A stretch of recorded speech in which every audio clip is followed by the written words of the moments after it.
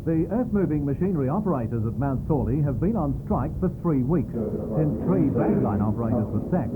The dismissals came after the men were ordered to leave the motor generator sets powering the huge digger running. Shifts have been shortened, leaving gaps between them, and the men insist on switching off the unit when an FEDFA member isn't present. The company says that for reasons of economy, it wants the motor generator sets left running. NBN members have set up a picket line at the gateway to the mine to discourage trucks from using the nearby coal loading facility. This establishment is also in dispute over the sacking of a bulldozer operator 4 weeks ago. Mr. Norm Bennett, the driver concerned, says he was sacked for adulterating coal. Mr. Bennett claims that heavy rain in recent weeks has made the clay pan under the coal stack very soft, and it's difficult to avoid getting some clay in the coal. He was one of 11 dozer operators at the loader and claims he was singled out unnecessarily for harsh treatment.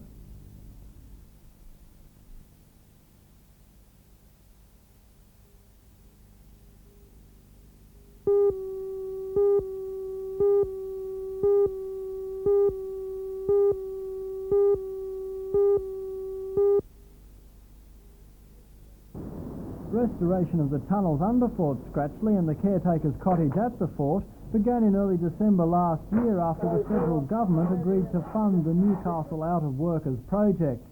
The project employs 7 people in the tunnels and a further 7 in the cottage in areas such as painting, woodwork and labouring, and for some it's the first job they've had. Now the grant for the 12-week initial stage has been extended for a further 12 weeks. And according to the project's organisers, this should see the restoration of both the tunnels and the cottage complete. The cottage is being restored to its original condition, and if everything goes as planned, the good as new tunnels and cottage should be complete by the beginning of July.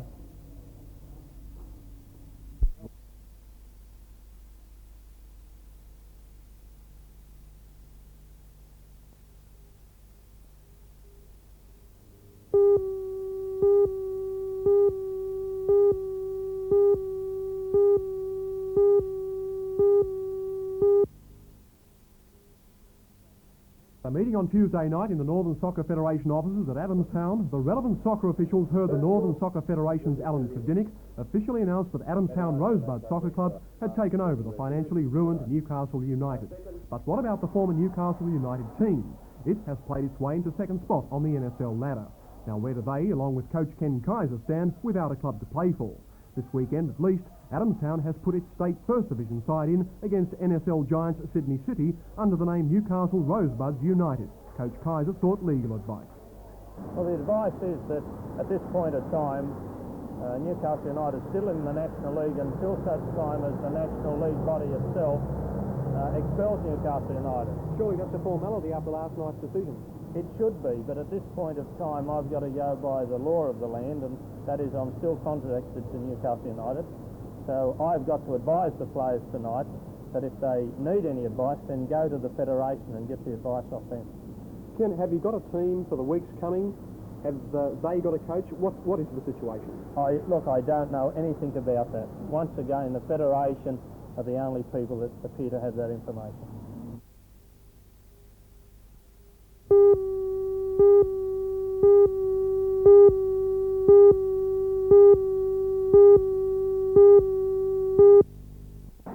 The shopping complex is being built alongside the existing Mount Hutton shopping mall just off Wilson's Road. It will be one of the largest shopping centres in the Hunter Valley.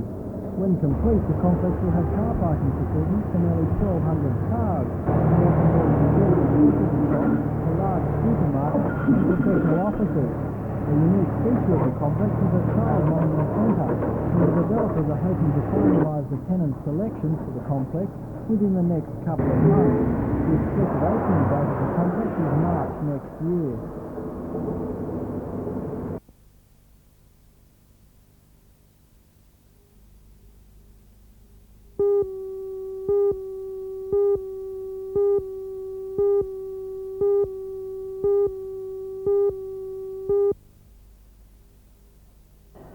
The Hunters are currently holding down 5th position on the ladder and must fire tomorrow night to stay in the race for a position in the playoffs.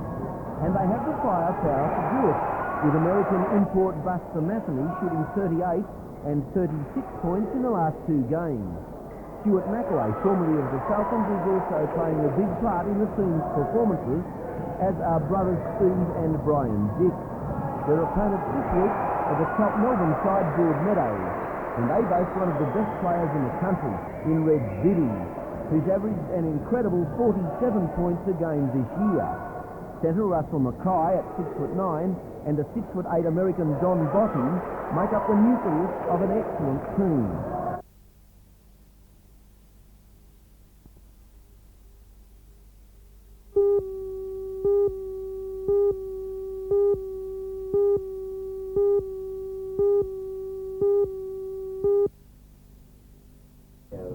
New technology is not a miracle cure for Australia's ailing industry, but at the same time it's vital for its good health, even survival. That's the message the Minister for Technology has for an area like the Hunter that has suffered by falling behind the rest of the world. In fact, Mr Jones has specific ideas on what is now needed. First of all, we have to raise our skill base. Compared to the rest of the world, we are not doing well. Japan has increased its skills, so has Korea, most dramatically in the last 20 or 30 years. We've only increased very marginally. Secondly, we've got to bridge the gap between the research community and the management community. They do not talk the same language. We do a lot of research in Australia, but it doesn't have much economic outcome.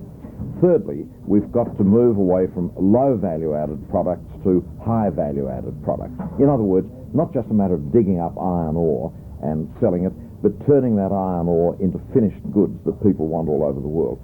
The fourth thing is to create the appropriate economic structures to actually develop goods and market them.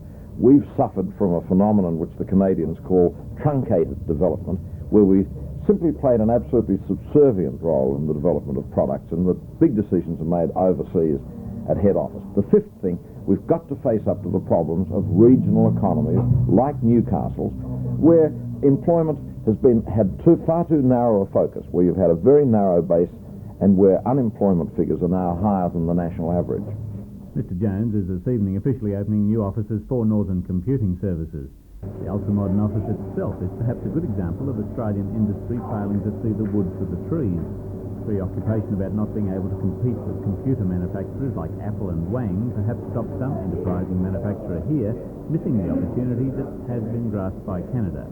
All the purpose-built furniture in this office comes from Canada, for the very good reason that it's the best available in the computer world.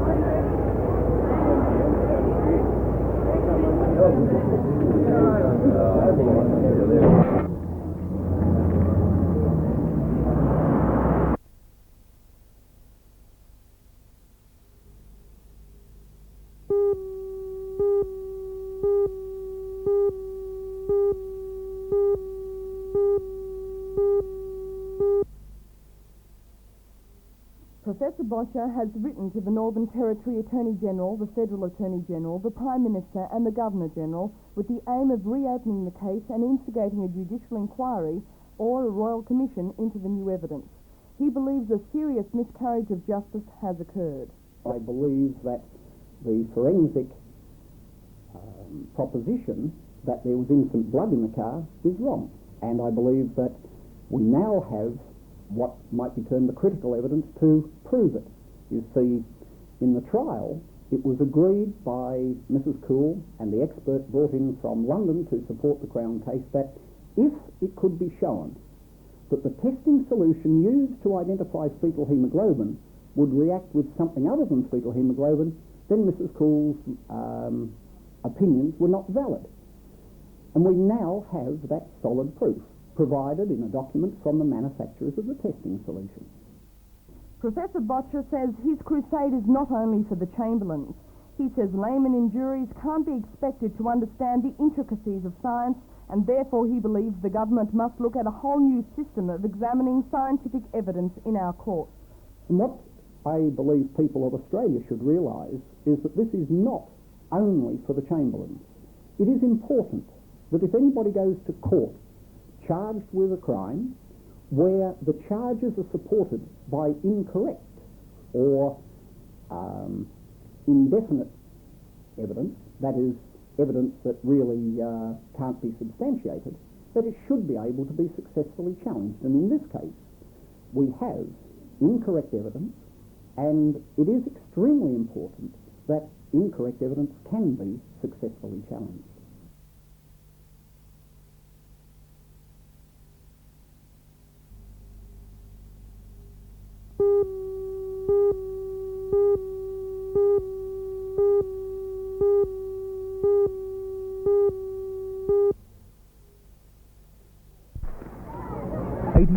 Year 6 pupils of the school have spent the last 2 months preparing today's pageant on the life and times of the famous Kelly gang. With some ingenious backdrop, the school playground was transformed into outback Australia in the 1870s. The actors depicted the highlights of the Kelly story as they shot dead troopers and robbed banks in Victoria and New South Wales. The finale centred around the well-known Battle of Glenrowan, where Nutt and the gang donned their famous metal helmets. The hotel replica was built by the pupils for today's display that met a dramatic end.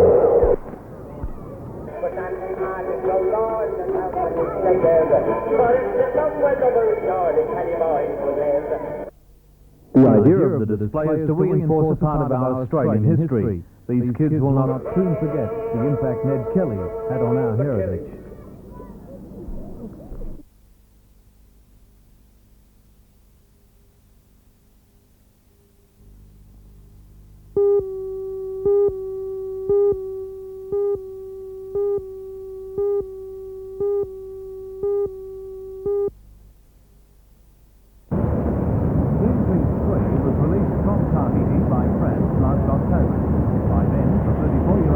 Only to go out with you on a job like this. As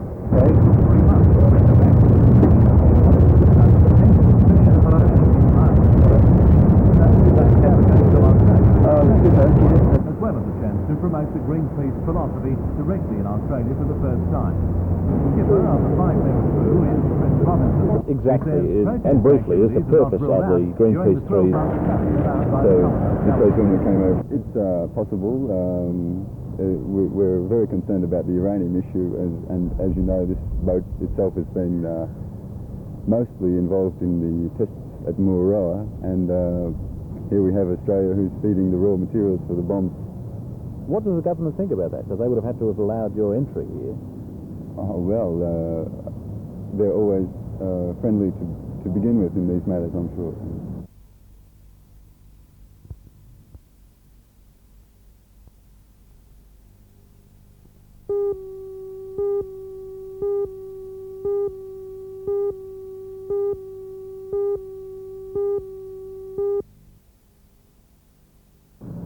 He was greeted at the steps of the main administration building in Port Waratah by the general manager, Jack Brisbane. Office staff lined the balcony cheered as the Prime Minister made his way inside to meet executive staff and get kitted out for a meet the workers handshake visit inside the place. From the neighbour was very Yep. weather, employee keeping up his stand in the melted sunshine. A more important note.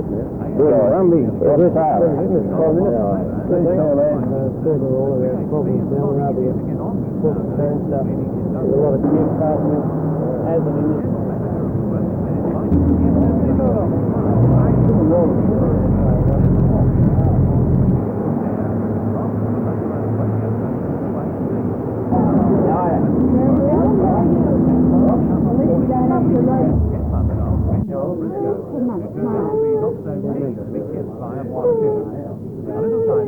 Since we've been there, we've had a working party there for material resources.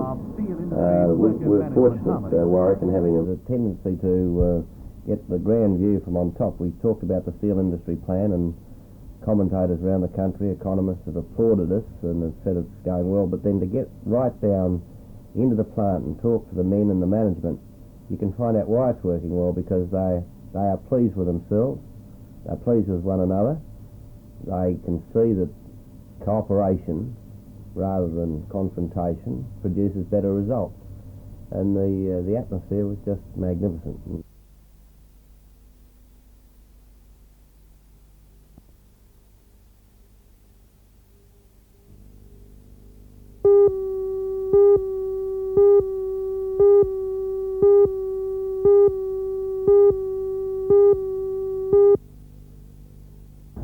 This is Stephen Lippitt, deciding to run it up to be crunched to the ground there by Wayne Buckley, the red-headed wing three-quarter. Coast in the first country divisional championship round. That was Costello from the flank, found Martini. Martini struggled through the tackle to get it away to Craig Dedman. Here's Kyle Connor in some sort of a daylight situation and a very fast player. That's wing three-quarter Craig.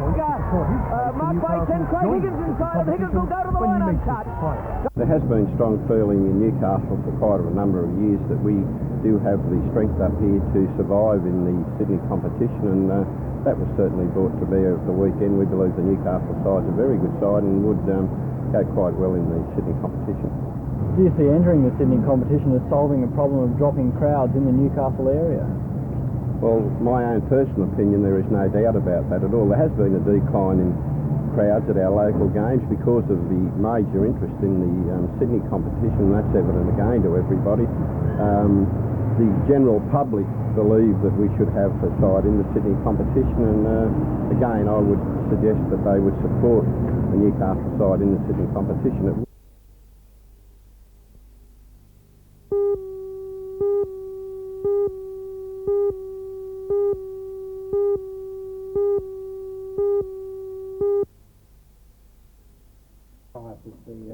Mr. Bowen's brief stay in the city was a somewhat quieter affair than the two-day visit by Prime Minister Hawke. His schedule allowed only a few minutes for an inspection of the new trade office, which is on the 5th floor of the GIO building in Hunter Street. The Deputy Prime Minister and Minister for Trade was shown through the premises by his parliamentary colleague, the member for Newcastle, Mr. Alan Morris. Based in the new office are the regional headquarters for two Commonwealth departments, Trade and Commerce and Industry. Their roles will be to provide exporters with advice and information and to encourage development. Limited space prevented the staging of an official function in the trade office. The opening ceremony, which was attended by more than 100 local businessmen and women, took place at the Park Royal Hotel. Mr. Bowen addressed the gathering for almost an hour, speaking at some length on the Hunter region's potential for development and its role in exporting. He then went on to explain why Australia has such a huge trade deficit. Whilst we can trade at a surplus, we then start to look at invisibles and we find that our current account deficit is quite substantial. We'll be running at the rate of about $6 billion. It has been the wrong way for Australia to have gone in the past, to perhaps to have been so foreign-owned and controlled, not against the fact that we welcome foreign investment, but if you have too much domination of it, you naturally have to service that debt. And whilst at the moment we are selling about $24 billion worth of goods, the servicing of our debt at the present time is taking 82% of that figure. Mr. Bowen said he hoped the Newcastle Trade Office would help resolve the dilemma by working alongside the state and south coast authorities to assist export development.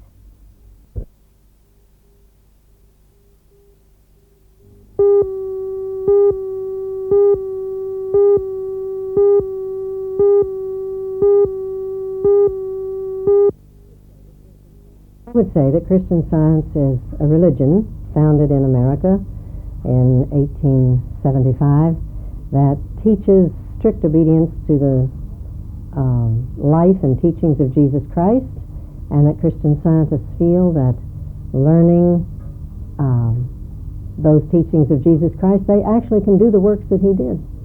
Which means to heal people. That's right. That's right. Christian Scientists believe in a book called Key to the Scriptures. Why does the Bible need a key?